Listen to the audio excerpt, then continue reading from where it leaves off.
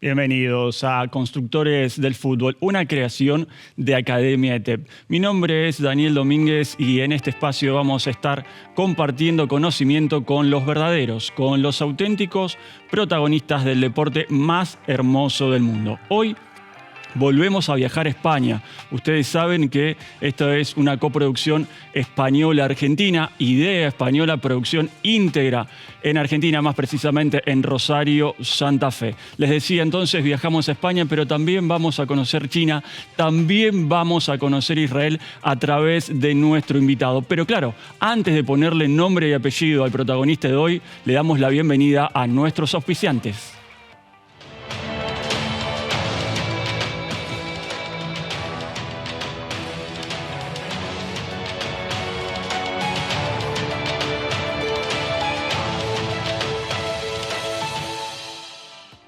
Ahora sí, como decimos siempre, bienvenidos a nuestra oficina, bienvenidos a el intercambio de conocimiento continuo, lo que propone Constructores de Fútbol. Hoy vamos a hablar con Juan Torrijo, preparador físico, entre otros de Valencia, estuvo en China, estuvo en Maccabi de Israel. Juan, un placer saludarte, buenas tardes para ti, ¿cómo estás? Muy buenas tardes, buenos días Argentina. La verdad que muy bien, encantado de estar con vosotros. Juan, bueno, la verdad que teníamos muchas ganas de hablar contigo, muchos temas para dialogar, muchos temas para entablar ida y vuelta. Y como lo decíamos en la presentación, Constructores es una idea en la cual queremos presentar la cantidad de voces más amplia que nos permita el mundo del fútbol.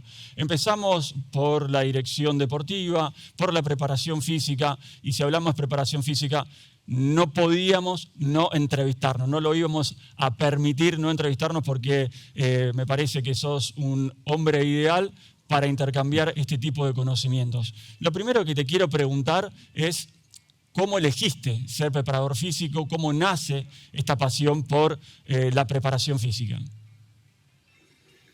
Bueno, yo de siempre era un niño que jugaba fútbol, pero muy delgado, con poca condición física, y siempre me gustaba trabajar más que los demás porque de hecho tenía que hacerlo.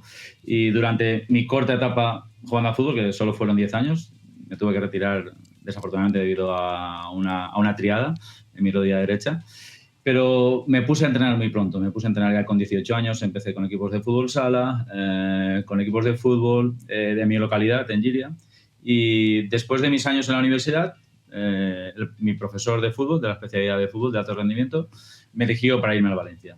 Bueno, mi idea era ser entrenador, por supuesto, a pesar que mi licenciatura me encaminaba a ser preparador físico, a ser profe, como decís vosotros, pero entré allí como entrenador, estuve mi primer año entrenador, al año siguiente me hicieron coordinador de entrenadores y pude llegar hasta el máximo que yo consideraba que podía llegar, que era entrenador del primer equipo de la categoría sub-12 en el Valencia. Cuando yo miré hacia arriba, vi que todos los que habían entrenadores eran exjugadores. Y yo dije, Juan Torrijo, tú no has sido jugador de un equipo importante, por lo tanto, encamina tu carrera hacia otro lado y esta perspectiva. Y en ese momento, bueno, me puse en contacto con el director de mi sección y dije, mira, a partir de ahora quiero encaminar mis pasos más a lo que es preparación física, y en un par de años más estaba ya siendo preparador físico del equipo filial. En concreto, en 2002 ya era preparador físico del equipo filial del Valencia, habiendo pasado por esos escalafones previos, sub-18, sub-17, sub-16, teníamos todos los escalafones, los teníamos allí en la escuela, y pude disfrutar también de ellos, de trabajar con ellos. Y ese fue básicamente una cuestión de lógica, de mirar arriba, veo que sí, veo que no, y digo, este es tu camino. Eso sí, me encanta ser entrenador, no te lo voy a negar. Eso te quería consultar. Digo, ¿costó darse cuenta o ese quiebre cuando miras hacia arriba y ves esos exfutbolistas y en realidad decir, bueno, quizás me va a costar ser entrenador, voy por el lado de la preparación física, que no quiere decir que te cueste menos, pero tomar otro camino? ¿Fue impactante ese momento de decisión? No, yo creo que fue un proceso que yo iba asimilando a medida que iba pasando año a año. Yo digo, bueno, estoy haciendo cosas importantes aquí, sí que me está funcionando bien en todo lo que es sub-11, sub-10, sub-12, pero sé que va a haber un momento que la capacidad de elección van a preferir a un hombre más conocido y con experiencia en vestuarios profesionales que no a Juan Torrijo, que no había tenido experiencias en vestuarios profesionales, más bien amateurs, no, totalmente amateurs. Y a pesar de estudios y demás, pues bueno, yo tuve muy claro eso y tampoco soy una persona que le doy vueltas a las cosas y digo, este es el camino a seguir y vamos adelante. Me encanta eso porque, bueno, la toma de decisiones justamente, tanto en la preparación física como en el fútbol, son clave. Y vos tomaste una decisión determinante para lo que fue luego tu carrera. Pregunto, en aquel momento, cuando hablaste con el coordinador, con el profesor y le dijiste, voy por acá, voy por este lado, ¿te imaginaste que ibas a conocer esta parte del planeta fútbol? ¿Tanto fútbol, tantos entrenadores? Nunca, nunca. Yo trabajaba en el día a día como pensando de, bueno, estoy en la Escuela del Valencia, yo creo que estoy en el top de la Comunidad Valenciana. En aquel entonces el Villarreal era un equipo de segunda B, de primera ref, que llaman actualmente, y no tenía el valor. Te estoy hablando del 96, es el año donde yo entré a trabajar en el Valencia. Salí en el 2012, hace mucho tiempo el Villarreal no tenía la potencia que tiene ahora. Y yo estaba en el top. Y digo, bueno, de aquí veremos. No me planteaba el qué va a pasar, ¿no? Iba temporada a temporada, mi progresión siempre era buena, siempre iba escalando hacia arriba y no miraba más allá. Claro, cuando llegué a dedicarme ya profesionalmente, cuando yo llego al Valencia B, al Valencia Mestalla, que se llama aquí, entonces ya te planteas, bueno, tengo que dejar mi faceta de profesor en el instituto porque ya me tengo que dedicar plenamente al fútbol, entonces dices, bueno, tengo que tomar decisiones que van a ser más arriesgadas. Dedicarme al fútbol es arriesgado y lo que es trabajar en un colegio, en un instituto, donde yo tenía plaza, era mucho más cómodo. Tú ganas tu dinero ahí, siempre tienes tu sueldo asegurado, pero bueno, al fin y al cabo te decantas por algo que te divierte más. Y sin duda disfrutamos más. Los que pasamos tantas horas en el fútbol, nunca pensamos en el número de horas, pensamos en el disfrute que nos da a nivel emocional. Que esto es una gran enseñanza ya desde el comienzo de tus palabras, Juan, porque, bueno, tristemente, por lo menos en Latinoamérica, hay una precarización laboral en lo que es la docencia del fútbol infanto-juvenil. Y el docente en esa rama no se dedica 100%, no se puede dedicar de lleno, porque claro, hay obligaciones económicas que pagar, pero lo que tú has dicho es clave, ¿no? El disfrute, la pasión, el amor con el que se realizan esas actividades, luego termina marcando la diferencia y, como dice un gran entrenador, al final todo se equilibra, lo económico y la pasión al final se pueden encontrar y se pueden dedicar de lleno. Pero bueno, es un tema aquí, por lo menos en Latinoamérica, muy fuerte, el no poder recibir los honorarios correspondientes a través del tiempo dispensado por cada una de las funciones que cumple un profesor o un entrenador. Considero que aquí es más o menos lo mismo, ¿eh? Ahora, este año que estoy sin trabajar, mi hijo está jugando en el club de mi localidad, donde yo jugué de joven, y bueno, los entrenadores cobran cantidades irrisorias que prácticamente cubren el coste de la gasolina, no cubren el coste de las horas ni mucho menos que hacen allí. Y todos los entrenadores tienen su puesto de trabajo. Claro. Uno es electricista, el otro es profesor, el otro, todos. Y no pueden dedicarse, te lo puedo decir, están ingresando una media de 220 euros al mes, teniendo que hacer 3 entrenamientos, partidos los sábados, o sea, prácticamente le sale más a pagar que otra cosa. Sí. Y cuando yo entrenaba allí. En el Valencia es diferente, cuando estás trabajando en un club profesional tampoco te permite dedicarte, hasta que tú no llegas a categoría sub-18 y filial, tú no puedes vivir únicamente del fútbol. Tienes que tener un trabajo adjunto. ¿Por qué? Porque al fin y al cabo, desafortunadamente, el fútbol base es el peor pagado. El peor pagado de todos. Y incluso cuando estamos hablando de fútbol profesional, cuando hablas de parte de staff, tampoco está bien pagado para poder tener una vida cómoda y poder dedicarte luego 2-3 meses o 2-3 años a no trabajar, teniendo esos intervalos. Para mí debería estar mejor remunerado y mejor valorado, porque al fin y al cabo, como el colegio. La base para mí es fundamental. Y cuando tú haces una buena base, lo que te viene a categorías profesionales está mucho mejor trabajado. Absolutamente de acuerdo, ¿no? Aquí, bueno, eres compañero, es amigo de Alberto y hemos charlado muchísimo. Consideramos que la pirámide del fútbol está invertida, ¿no? Cuando las bases son justamente el fútbol base, la etapa infanto-juvenil, hacia el profesionalismo. Hoy, en todo el mundo, y me hago eco de tus palabras también, digo, hoy parece que la pirámide está invertida, se sostiene solo por el fútbol de primera, y allí es donde se invierte, podemos decir, la mayor cantidad de dinero, mientras que los profesionales del resto de las áreas no pueden tener la misma retribución. Ahí tenemos un grave problema en cuanto al aprendizaje, ¿no? Sí. No hay ninguna duda y es una de las cosas que donde en contacto ahora con el director de la escuela y demás, siempre viene a consultarme: Juan, ¿qué te parece esto? Y digo, bueno, considero que sí hay ayudas ya a nivel estatal y en España no nos podemos quejar en absoluto, porque yo creo que tenemos el mejor sistema de competición en todos los deportes que puede existir en el mundo. De ahí los éxitos de nuestro país, porque nosotros hacemos competir mucho a los niños desde que tienen 4 años, a todos los deportes. Y ese nivel y esa estructura competitiva fomentada por las federaciones nos ayuda mucho. Eso sí, luego pues existen titulaciones, existen entrenadores, pero y la gente practica mucho deporte porque es muy económico. Es muy económico practicar deporte en España. Te puedo decir que hay niños que pagan 100 euros al trimestre, claro, por estar en una escuela de fútbol, ¿vale? Es una media entre 100 y 150 euros y, claro, tú vas contando y es mucho económico. Sin embargo, tú pides a un padre, a una madre pagar por clases de matemáticas, clases de inglés y te están pidiendo muchísimo más dinero. Multiplica por 10, por 20, ¿no? El precio ese. Y muchas veces digo, bueno, ¿la calidad del profesorado se puede mejorar? Siempre se puede mejorar. Pero tú quieres mejores profesores, tienes que pagarles mejor, sin duda alguna. Y eso es todo una bola. Sí que tengo experiencias de Estados Unidos con compañeros que están trabajando en fútbol base y allí todos viven del fútbol base, pero perfectamente, no necesitan otro trabajo. Claro. A nosotros nos falta invertir esa pirámide que tú dices.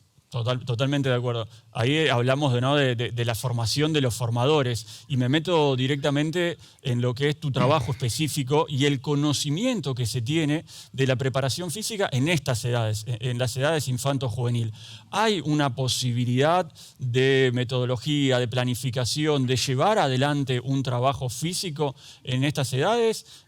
¿Hay parte involucrada del club o le dicen, bueno, y voy a tomar solamente la parte de Argentina, esto es un ejemplo, abro paréntesis y lo cierro. En Argentina, bueno, corran 2 vueltas a la cancha y esa es toda la preparación física que se está haciendo hoy día. ¿Cómo se trabaja específicamente en Europa y desde tu experiencia? Bueno, dependiendo mucho de las escuelas, en función del nivel que tienen las escuelas, se trabaja de una forma u otra. Te puedo hablar desde el Valencia a Villarreal, que son escuelas top, donde tienen sus preparadores físicos para cada categoría, donde se trabaja en función de las fases sensibles. Tenemos unas capacidades a trabajar en cada una de las edades de nuestros chavales, no solo específicas de deporte, específicas de su edad. Y eso sí que se hace en los clubes de élite. Hay una segunda fase, un segundo grupo de clubes donde también tienen bastantes medios, clubes que están cercanos a la élite, que ese tipo de estructuras, como son gimnasios, como son equipamiento necesario para hacer un trabajo de preparación física mucho más específico del deporte, también existe. Y conforme vas bajando, esas capacidades van disminuyendo al mismo tiempo que disminuye también el nivel profesional de los entrenadores. También puedo decirte que en clubes muy, muy básicos siempre hay una parte de preparación física inicial y no es la carrera continua alrededor del campo. Existen trabajos de velocidad, trabajos de coordinación, trabajos de agilidad, que yo los veo en el día a día. Actualmente, como te he dicho, en este tiempo estoy viendo muchos entrenamientos de ese tipo, porque tengo un hijo sub-17 y cuando voy al campo veo a las categorías inferiores trabajar. Es algo que sí que vemos. ¿Que podría ser mejor o peor? Sí, desde luego que en los grandes clubes es y muy buena esa preparación física, muy, muy buena. En clubes de medio nivel también está mejorando muchísimo. La figura del gimnasio en las instalaciones está muy presente ya en casi todos lados y en clubes pequeños está entrando. Por lo tanto, considero que la mejora a lo largo del tiempo va siendo cada vez mejor. A nivel de conocimientos, considero que los entrenadores deben mejorar mucho más en los conocimientos de preparación física específica de alumnos, de jugadores en fútbol base. Porque en los clubes grandes está llevada a cabo por preparadores físicos específicos, no por los entrenadores. Claro. Ahí tenemos la principal diferencia, ¿no? La parte específica. Recién estamos comenzando la charla con Juan Torrijos, tenemos mucho más para dialogar. Vos nos podés seguir en Instagram, nos podés escuchar en Spotify, nos podés ver en YouTube. Activa la campanita también en YouTube, tenemos muchas novedades. Estamos comenzando, Constructores se está empezando a levantar, como quien dice, así que nos podés seguir en redes sociales. Nos estamos construyendo, valga el juego de palabras, redes sociales a través de Instagram, nos escuchás, como decíamos, en Spotify, nos seguís en YouTube, activás la campanita, recibís notificaciones, los recortes de los videos, el programa completo, visualizaciones, vamos que tenemos que llevar a Constructores a lo largo y a lo ancho del mundo del fútbol y del deporte general, porque no seguimos dialogando con Juan Torrijos. Juan, todos tenemos, ¿no?, una primera vez, todos tenemos ese primer día, y yo quiero saber ¿qué recordás del primer día que pasaste desde la preparación física de aquel Valencia filial a estar frente al plantel profesional, esa primera charla junto con el cuerpo técnico en un Valencia que en ese momento no estaba atravesando una gran realidad? Luego lo pudieron enderezar ustedes junto con Paco, pero digo, ¿qué recordás de ese primer día? Hablamos siempre de el periodo de adaptación de los jugadores. ¿Los profesionales también tienen ese periodo de adaptación, ese salto de fútbol base a fútbol juvenil y del juvenil a primera?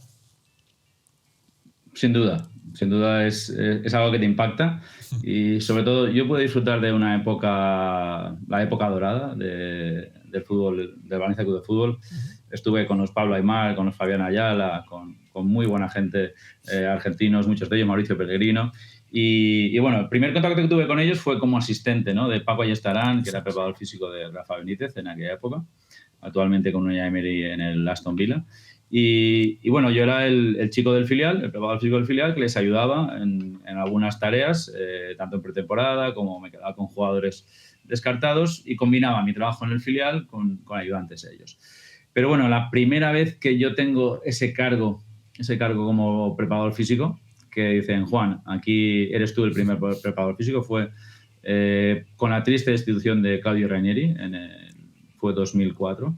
Y entonces es cuando me dicen, Juan, pasas del filial al primer equipo, tú vas a ser el preparador físico principal junto a Antonio López como entrenador. Claro, es una responsabilidad que en ese momento no había tenido. Siempre había sido el asistente de...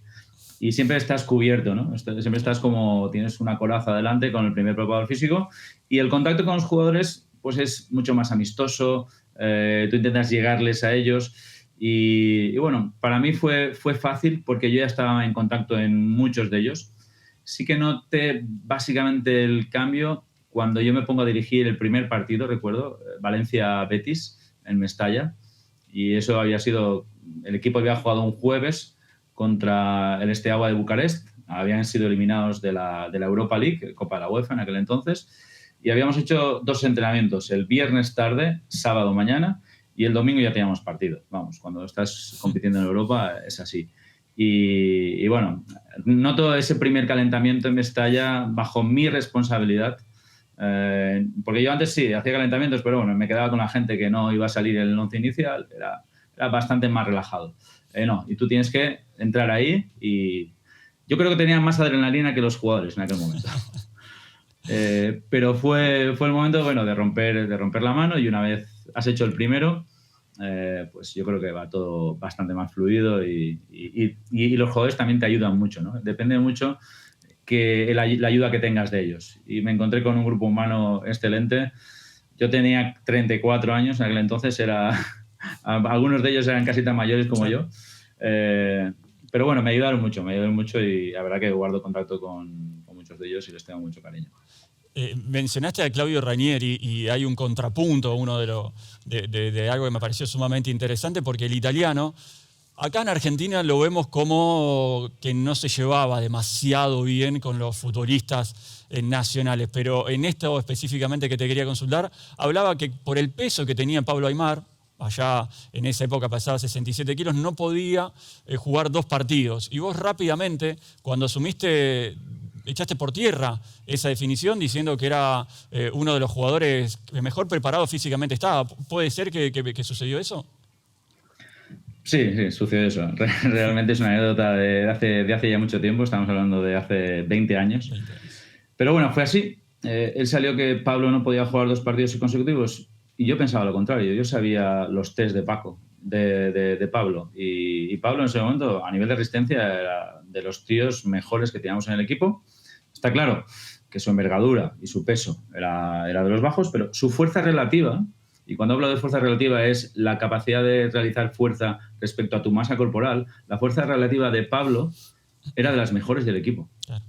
Era de los mejores equipos. Está claro que él no podía soportar contactos con gente de 80 kilos. Sí, porque en ese contacto pues, se iba a 3 metros. Pero él tenía una agilidad que no tenía nadie. Y el que directamente se acusa a un jugador de no poder jugar 2 partidos consecutivos, yo ahí tengo mi opinión y mi carácter es así. Cuando pienso algo, lo digo. Y cuando sobre todo está apoyado en datos. Yo a Claudio le tengo mucha estima y no sé qué conflictos tendría con ellos porque tampoco no se veían en el día a día. Y en ese momento yo estaba muy en el vestuario como preparador físico asistente. Yo no veía conflictos de ningún tipo con jugadores. ¿Que luego hiciera ese tipo de comentarios? Pues para mí son comentarios de vestuario que deben quedarse en el vestuario. Y cuando a mí me realizaron la pregunta, pues contesté, como lo hubiera contestado ahora, honestamente. Yo tenía datos y yo sabía. Digo, tenemos ahora un ejemplo de un tal Bernardo Silva, pesa 64 kilos. Claro. Bernardo Silva no sé cuántos partidos ha jugado. Tenemos al jugador mejor de la Premier League, nombrado ayer, es Foden. Foden pesa 67 kilos exactamente. ¿Cuántos partidos puede jugar? Yo creo que depende mucho del nivel de preparación que tengas, del nivel de consistencia que tengas en tus trabajos preventivos, cómo descansas y cuál es tu nivel de nutrición, tu estatus nutritivo. Con eso va a ayudarte mucho a que puedas jugar partidos de forma consecutiva. Y hoy en día está claro que hay más medios que hace 20 años, pero también se juegan muchos más partidos que hace 20 años. No tengo ninguna duda. Me parece sumamente interesante dividir esta respuesta en 2 partes. Primero, la parte del conocimiento. Lo digo de manera completamente autocrítica. Desconozco el 90% de cuestiones físicas. Por eso hay que tener mucho respeto a la hora de hablar de preparación física, al hablar del físico del deportista. Y la otra parte que quiero ahondar, que me parece que es la importante y la destacada para el público, para nuestros seguidores, son la de los datos, ¿no? En una era de pura tecnología, en una era del GPS, ¿cómo hace el preparador físico, cómo hace el docente, entrenador, para bajar esos datos, ¿sí? Que se pueden llamar datos duros, a la realidad, al contexto y a la parte individual de cada uno de los futbolistas? Pues te puedo decir que es un trabajo muy arduo, muy arduo, donde solo una persona no puede llegar a captar todos los datos. Primero que nada, hay que captar los datos, bien por vía GPS, porque tenemos que diferenciar 2 grandes formas, ¿no?, de captar datos. Lo que son los de carga externa, todos aquellos que nosotros podemos visualizar, es decir, básicamente los registrados por el GPS. Cada GPS te puede registrar una cantidad hasta de 200 datos, de los cuales tú tienes que filtrar.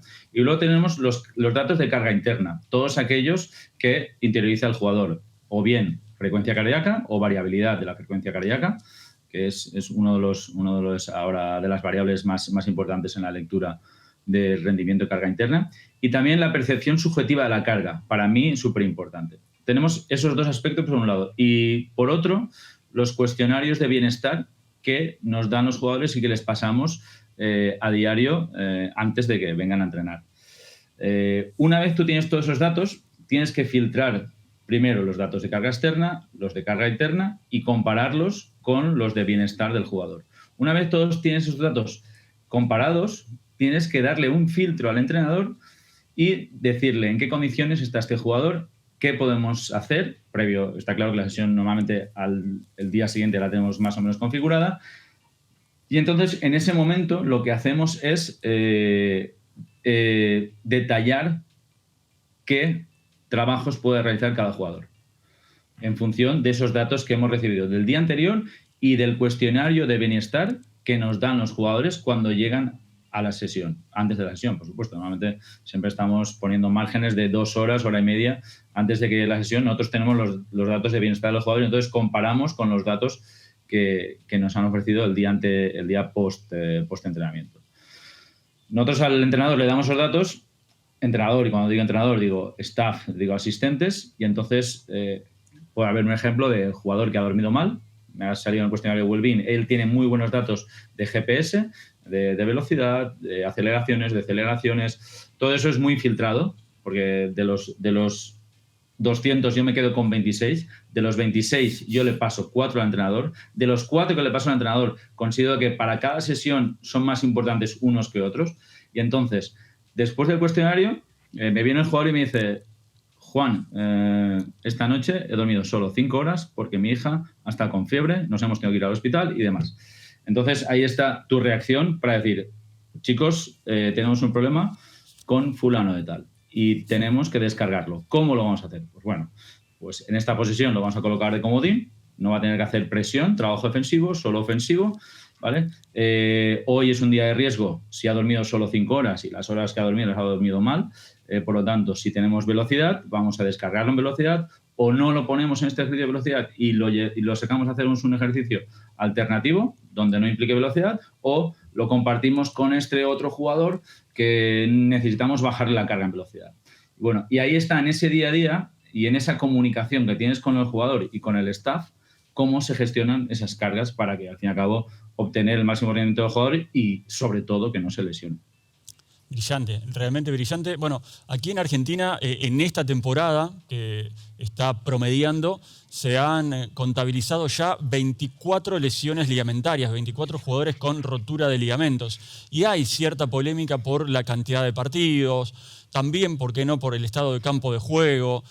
¿Considerás, como hablamos quizás también anteriormente, 20 años hasta acá, el cúmulo de partidos, el calendario es mucho más amplio, pero considerás que es un factor clave o esto es multifactorial, las lesiones ligamentarias que se produjeron en Argentina? Para mí, como en todos lados, este tipo de problemas que existe, sobre todo de estabilidad de rodilla, es multifactorial, como bien has dicho. Para mí hay un estrés fisiológico muy importante que exige un agotamiento de ciertas musculaturas que produce ese desequilibrio. Ese desequilibrio también puede ser a nivel genético, porque cada uno estamos construidos de una forma y no puede haber un desequilibrio más grande del 30% entre cuádriceps y isquiotibiales. Y aunque un jugador tenga ese equilibrio, puede darse que una carga de trabajo y una frecuencia de partidos demasiado alta provoque ese desequilibrio por agotamiento de una de las dos musculaturas. Y ahí también viene esa rotura de ligamento por ese desequilibrio. También están los traumatismos. Tú no puedes controlar muchas veces que venga uno a una fuerza que tú no esperas, te da un golpe en la cadera, tú tienes fijada la rodilla y se te va hacia adentro y te vuela el ligamento cruzado. Hay muchos factores. Los terrenos de juego, que a lo mejor tienes unos tacos. Bueno, ahí vamos a intentar restablecer nuevamente la comunicación de esta jugosísima charla con Juan Torrijo, porque la verdad, seguramente ustedes del otro lado están aprendiendo tanto como lo estamos aprendiendo nosotros, que estamos viviendo este capítulo con Juan Torrijo, preparador físico de Valencia, estuvo en China, estuvo en Israel. Vamos a seguir dialogando con él porque realmente, repito, la estamos pasando muy bien, estamos aprendiendo mucho, pero mucho. Estábamos hablando de las lesiones, ¿sí? Lesiones de ligamentos aquí en Argentina. Para todos aquellos que nos están escuchando en los distintos lugares del planeta fútbol, se generaron más de 20 lesiones, 24, como decíamos anteriormente, en un torneo de solo 14 fechas. ¿Sí? También para contextualizar, para aquellos que no siguen mucho la Liga Argentina, en solo 14 fechas se generaron esas 24 lesiones. Me parece, ahí lo veo nuevamente a Juan. Juan, bueno, te quiero seguir escuchando porque realmente lo que estás explicando es maravilloso. Estamos aprendiendo muchísimo, lo decía recién, con todos nuestros seguidores, con respecto a las lesiones ligamentarias y esto que comentábamos también del campo de juego que podía o no que ver con las lesiones, en definitiva, lesiones físicas. Para mí el terreno del juego, como os he dicho, es el último apartado del que estaba hablando y también es muy importante. Yo considero ahora, por ejemplo, que en los campos de hierba artificial, si no están tratados de forma adecuada, porque muchas veces estos ligamentos plásticos, si no pasan máquinas y se desenredan, cuando clavas el taco y hay una torsión del pie que no te da esa libertad que te da la hierba natural, provocan muchas lesiones de ligamento cruzado que se están viendo ahora en muchos chavales en fútbol base. No sé si en Argentina tenéis tantos campos. Aquí todo lo que se juega en fútbol base es en hierba artificial. Sí. Y si no tienen el tratamiento adecuado, el mantenimiento adecuado de esos campos, provocan muchas lesiones también, no en tan niños, pero en el momento empiezan a pesar por encima de 60 kilos, la fuerza que ejercen sobre la hierba y las rotaciones que tienen sus botas provocan muchas lesiones de ligamento cruzado. En el equipo de mi hijo, por ejemplo, este año ha habido una lesión del ligamento cruzado que con un jugador de 18 años con una fuerza muscular increíble y con un movimiento muy sencillo. Yo estaba delante de él y digo, se le ha ido la rodilla. Y efectivamente, se le quedó clavada en la hierba artificial y es así. Ese es un problema no de carga, porque el chico no estaba cargado, era un inicio de semana, no jugó muchos partidos, jugaba un partido a la semana, pero en los campos en los que estábamos muchas veces te dan ese tipo de problemas. Juan, tú sabes que nosotros tenemos a Clínica Dental Jarque como uno de nuestros más prestigiosos auspiciantes, y hablando con Antonio Ramón Jarque, ahí ya lleva más de 20 años en Baiduyó, hablamos de la salud bucodental y hablamos también de la posibilidad de, en la Clínica Dental Jarque específicamente, en una sola sesión, a través del sistema CAD/CAM, poder solucionar temas de prótesis. ¿Sí? Yo te quiero preguntar, porque acá también en Argentina se armó un revuelo con De Michelis cuando hablaba de esta parte, ¿no? De las caries, de la salud dental, de prevenir las lesiones. Se lo pregunté a Antonio, te lo pregunto a vos también. ¿Tiene que ver la salud bucodental del deportista? Tiene que ver la salud bucodental. En el momento que hay infecciones, esas infecciones van a afectar a nuestro sistema inmune y van a afectar a nuestro metabolismo y a nuestro desarrollo normal. Y cuando tú le exiges al cuerpo alto rendimiento y se ve afectado por un virus, se ve afectado por una bacteria, por las cuales por la boca adquirimos muchas, ese jugador va a tener posiblemente roturas musculares y se ha demostrado en cantidad de ocasiones que la salud bucodental es básica para evitar ese tipo de roturas musculares. Nosotros, recuerdo época de Valencia, desde siempre la revisión bucodental está en los test iniciales de pretemporada y por supuesto que se aconseja a todos los jugadores que haya un refresco periódico, periódico de esa revisión bucodental, porque es necesario tenerla.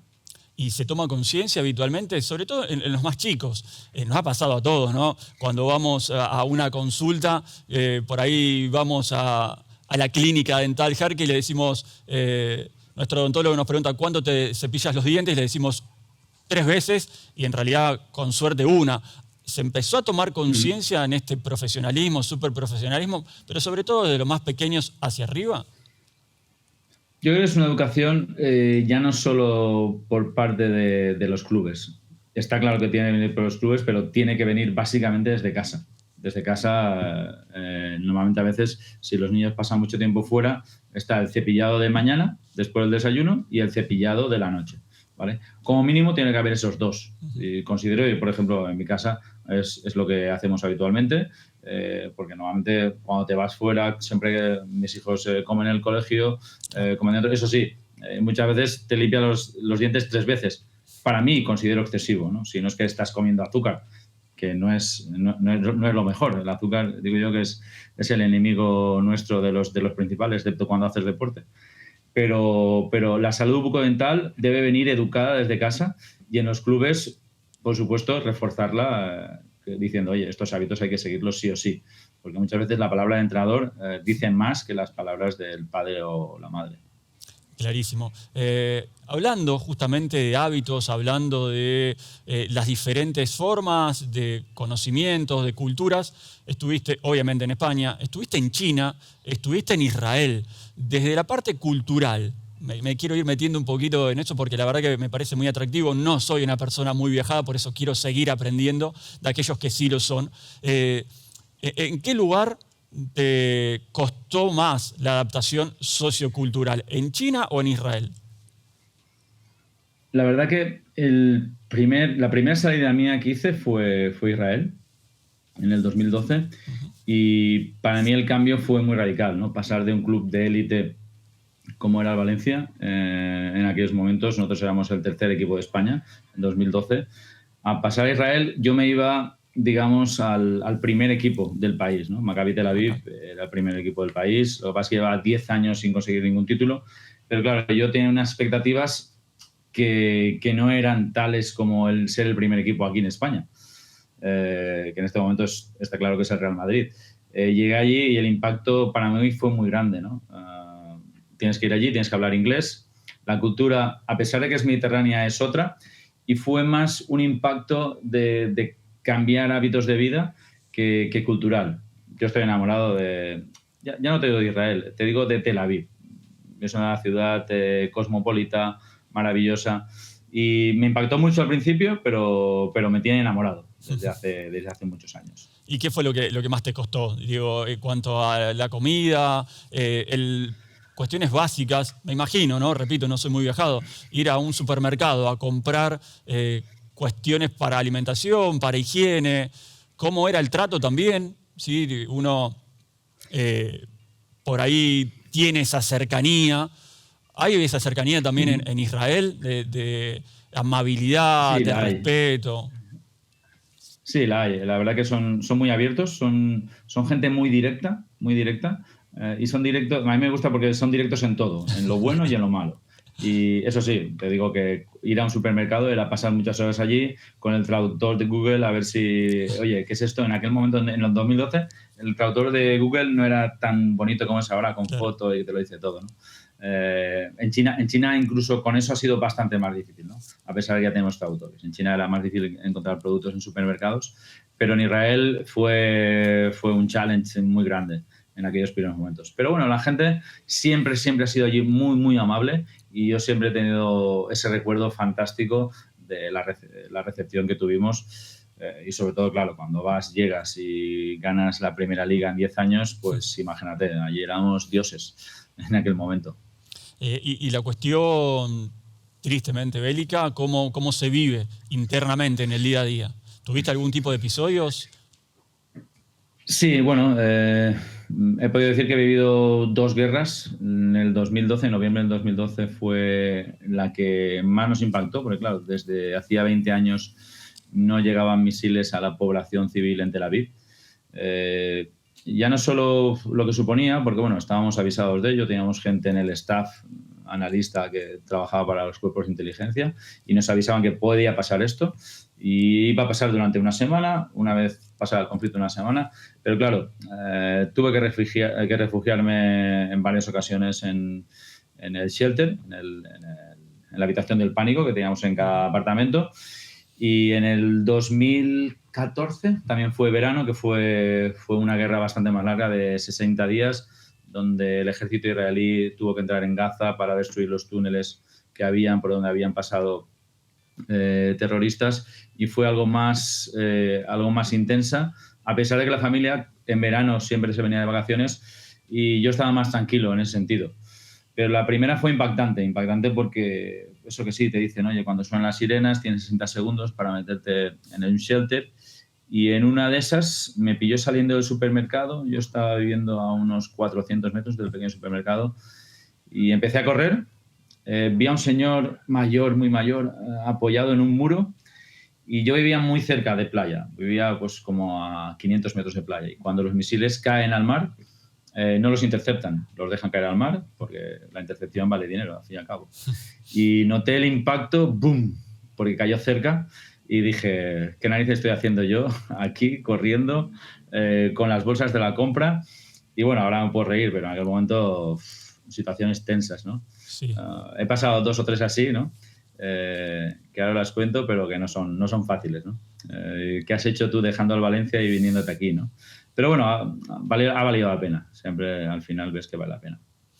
Es muy fuerte y realmente no logro imaginarme esa situación, ¿no? Mientras lo estabas relatando muy bien, tenía las imágenes, la pintura esa, ¿no? De estar en un país extraño a cientos de miles de kilómetros de tus afectos, viendo cómo impacta un misil en el mar. La verdad, parece una escena de ciencia ficción y tristemente es la realidad y bueno, es lo que te tuvo que atravesar, lo que te tocó atravesar, mejor dicho. Digo. Y en China, ¿cómo fue la situación? También una cultura completamente distinta a la española, en distintas etapas también, pero el tema del idioma, las comidas, el trato, desde afuera, ¿sí? Desde afuera parece que en China son un tanto más fríos que nosotros. ¿Puede ser o estoy equivocado? No estás equivocado. Te hablo primero de las comidas. Sí. Yo en los primeros meses perdí 4 kilos en China. No sé qué comer. Además, yo no como gluten, no tomo azúcar, no puedo tomar lácteos y, claro, me veía muy, muy limitado a comer solo arroz y 4 cosas más, ¿no? La verdad que me encontré en un momento diciendo, bueno, aquí si no empiezo a tomar batidos de proteína, a ver dónde los encuentro, que sean vegetales, me voy a quedar en los huesos, ¿no? Bueno, ese fue el primer impacto. Luego, ves que son fríos, pero cuando tú te acercas a ellos, te van dando. Y yo, por supuesto, hablaba en inglés y mi traductor traducía al chino y tenía la suerte de que sí que había muchos jugadores, sobre todo los extranjeros, y había 2 o 3 chinos que hablaban inglés y a ellos me acercaba mucho. Cuando quería acercarme a otro que era totalmente que no hablaba nada en inglés, me cogía el traductor. Los pobres traductores trabajaban 1000 horas al día. Es algo impresionante. Y claro, y los tenía siempre al lado. Y el contacto del día a día con el jugador, el acercarte tú a ellos, ¿vale?, hace que luego ellos te den ese feedback y que el acercamiento sea recíproco. Y la verdad que la primera experiencia, a pesar de que fue en Chongqing, fue en el centro mismo de China, la experiencia fue muy, muy gratificante. Íbamos a sacar un equipo del descenso. Lo conseguimos a falta de una jornada.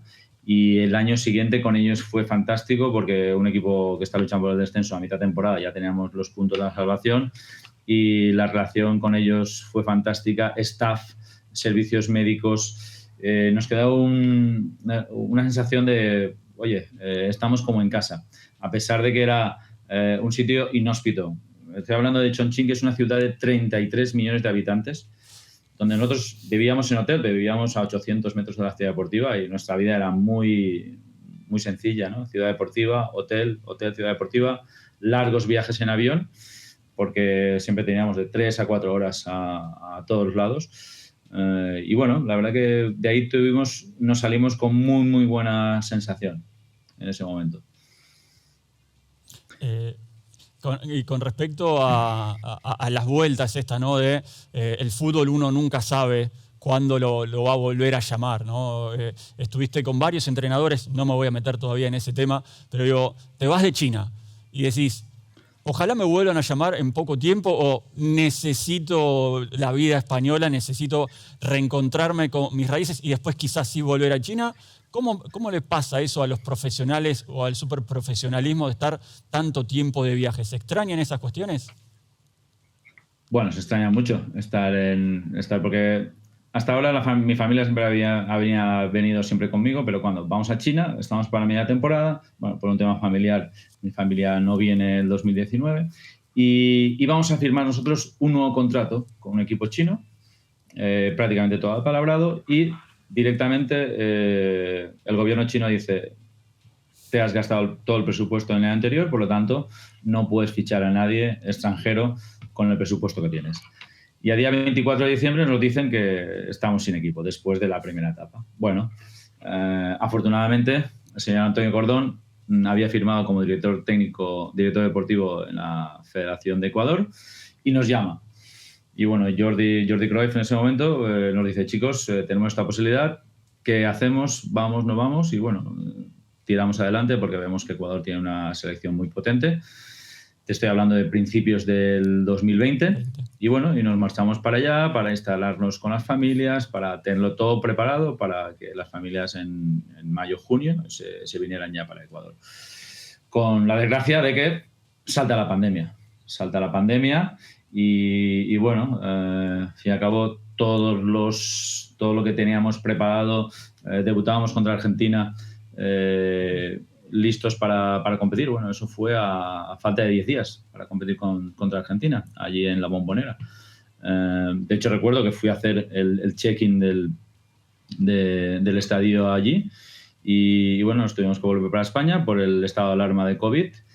Y conforme iban pasando los meses, vimos que la selección de Ecuador, pues bueno, dejó de pagar porque se le cayeron los sponsors y al final, en mayo, a partir de junio, dijimos, oye, chicos, entendemos que no podéis asumir el pago de nuestros contratos, por lo tanto, mejor es cancelar. Y en ese momento cancelamos y al poco tiempo, desde China, nos estaban llamando otro equipo para incorporarnos, ya empezar la liga, con otro equipo también ascensor, ¿no?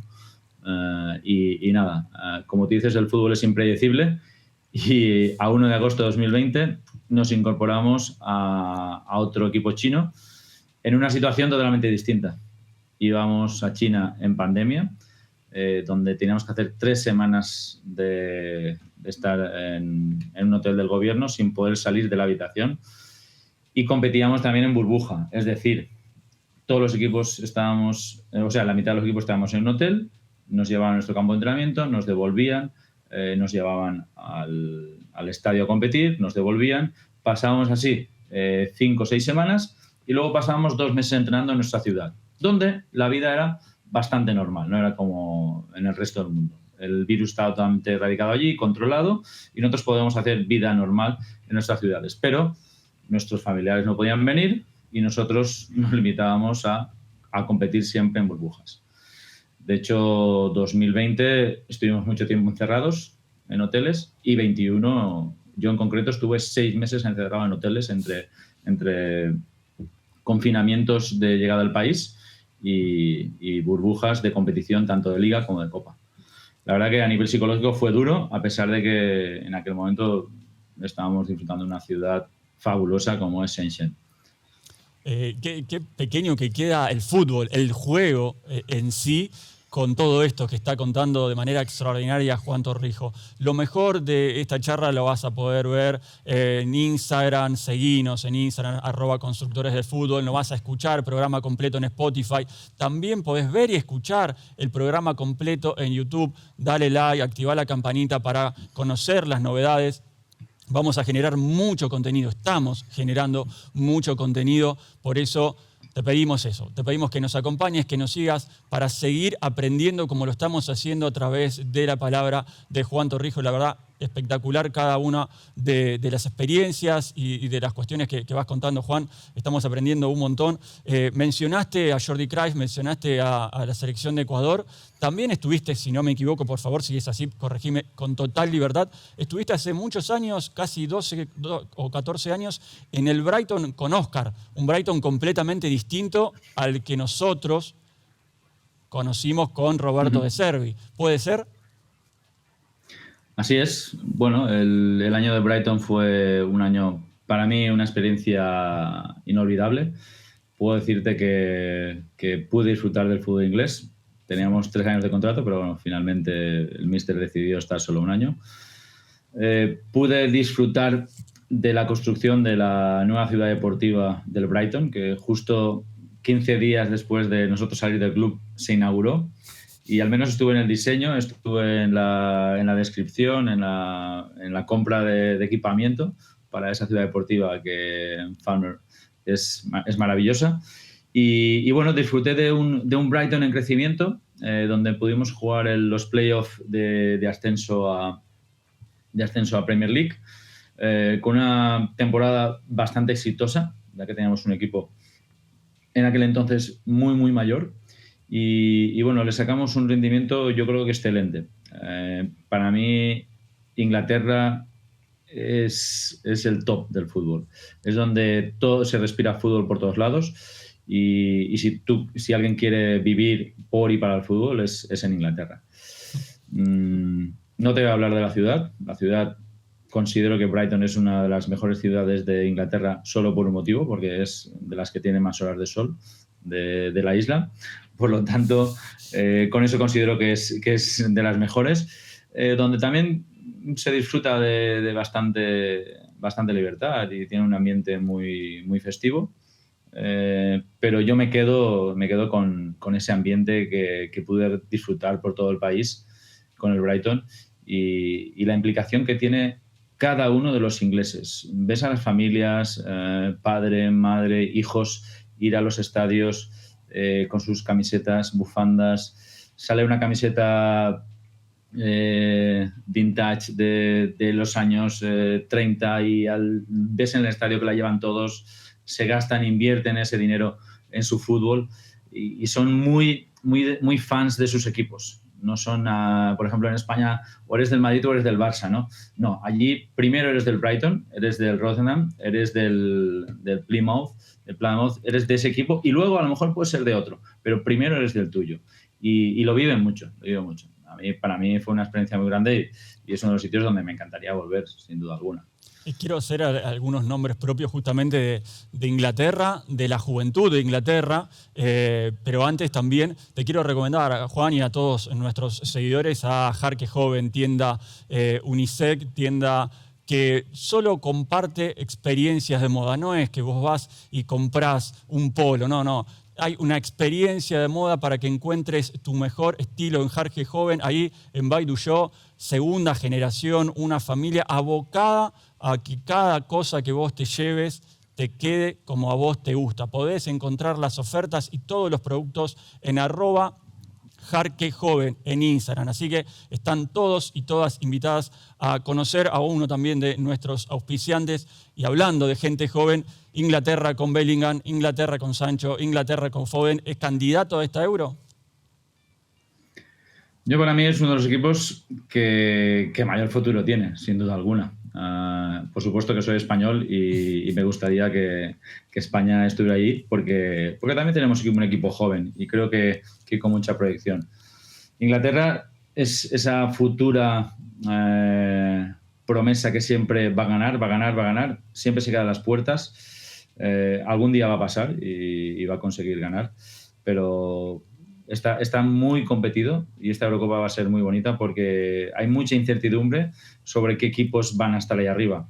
Y yo considero que la juventud no lo es todo cuando estás compitiendo a alto nivel. Necesitas juventud, pero necesitas saber estar. Y hay jóvenes que sí que saben estar y otros muchos que les cuesta esa presión de estar ahí arriba y mantenerse ahí arriba. Bueno, mencionaste España, obviamente.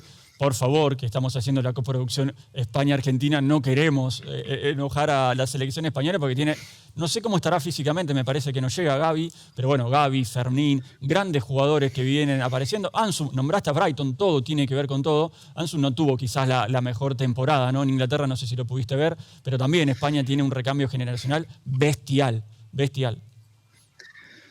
Yo ahí pienso que bueno, en España tenemos una fortuna de que si no está Ansu, porque la verdad que ha tenido poca intervención entre lesiones y poca participación en el Brighton, en España tenemos la suerte de que tenemos muchos jugadores que están saliendo de equipos no tan importantes. Tenemos, por ejemplo, a Nico Williams, tenemos a varios jugadores que en muchas posiciones que los podemos colocar ahí y el seleccionado español, afortunadamente, va a tener muchos problemas para confeccionar esa lista de 26 ahora en este momento.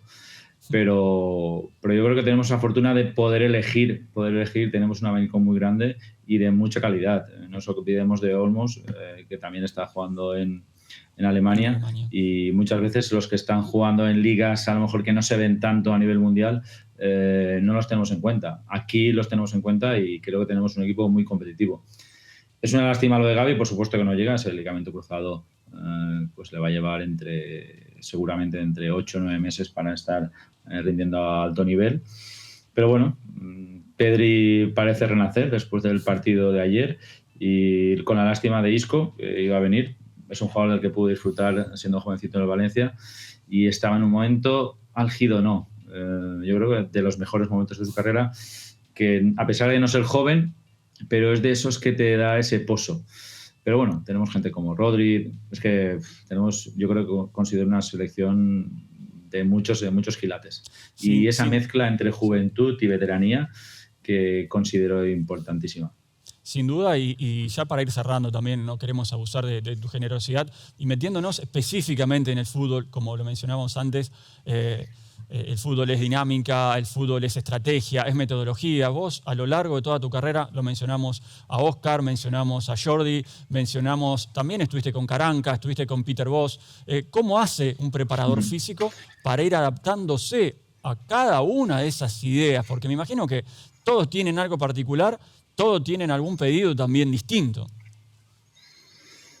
Todos ellos, no hay ninguno que sea igual.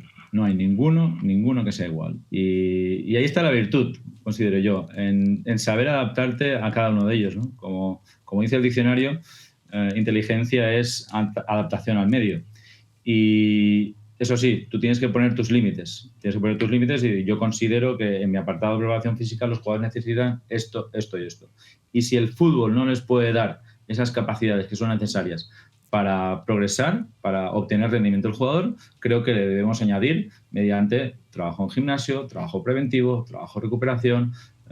Para mí hay unas prioridades que la ciencia nos demuestra que son necesarias y con los entrenadores sí siempre tengo esas discusiones de decir, oye, esto lo quiero así porque nos dice que esto va a ser mejor para todos ellos. Al final, el entrenador siempre toma las decisiones, que para eso es el sueldo más importante.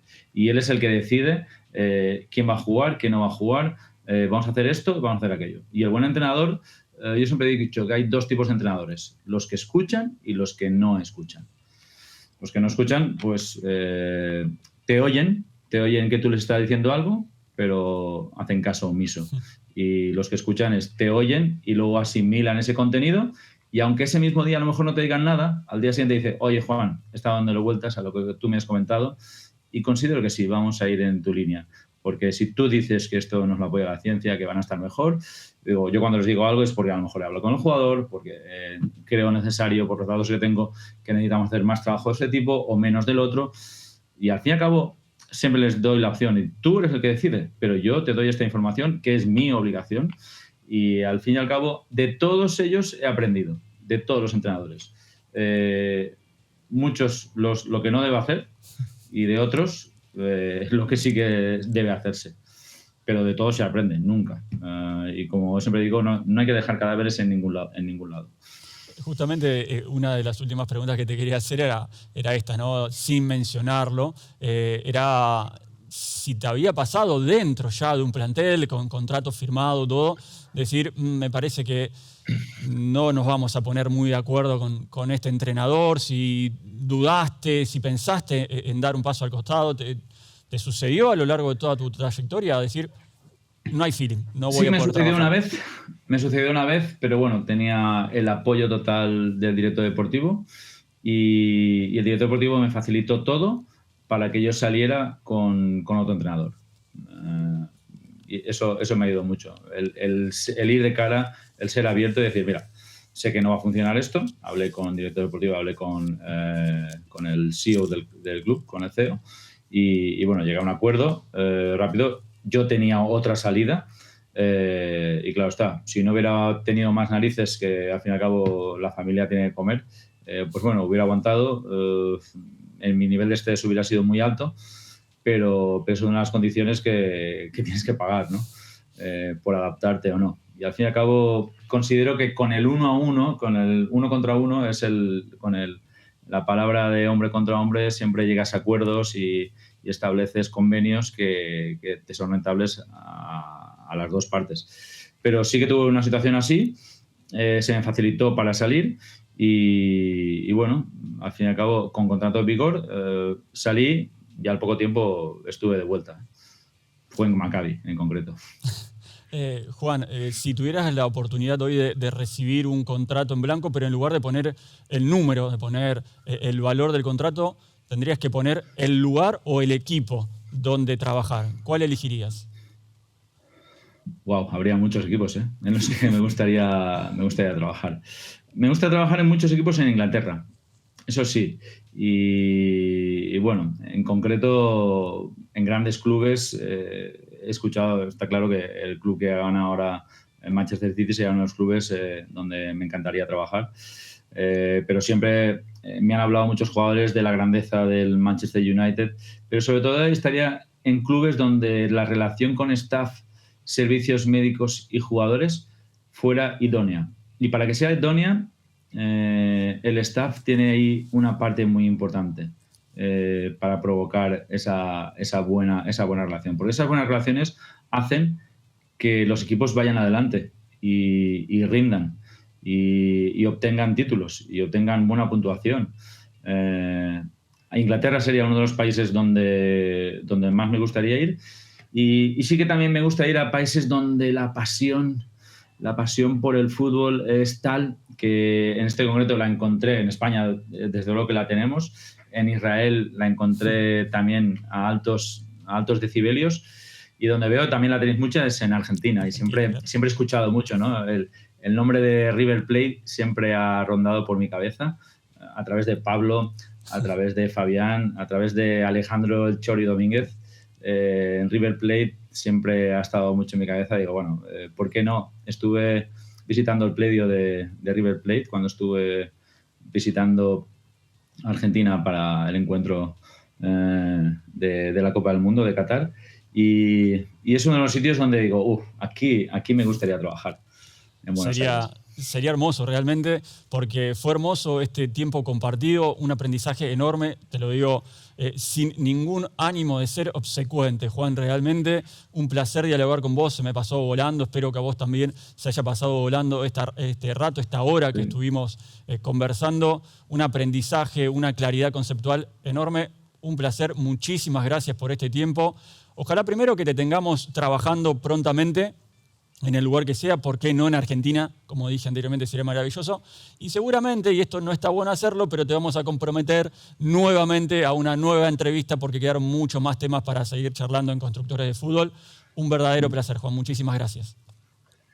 Muchísimas gracias a vosotros. He estado encantado, he estado cómodo, y sabéis que me tenéis aquí para lo que queráis. Desde luego que podríamos estar hablando horas y horas sobre muchos temas, pero que sepáis que siempre me tenéis, y todo un placer de nuevo haber estado aquí. Muchísimas gracias, un abrazo grande. Nosotros llegamos al final de un nuevo capítulo de Constructores de Fútbol, pero les recordamos, como siempre, que el fútbol no es solamente para vivos, como dicen por ahí, ¿no? El fútbol realmente es para los que construyen conocimiento. Mi nombre es Daniel Domínguez y nos encontramos en cualquier momento. Muchas gracias.